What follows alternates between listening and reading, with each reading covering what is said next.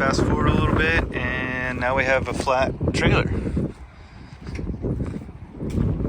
I didn't film us tearing down the walls and everything. It was getting kind of late and we kind of just wanted to be done.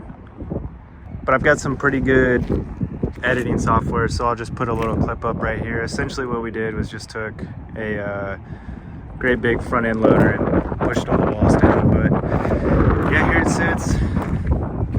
As you can see, like, I am so glad we decided to do this and take it all the way down to the frame. I mean, there was a lot of water damage in places we didn't even know. This is where the shower used to be, and this whole corner, I mean, is just cooked. So yeah, I'm pretty stoked.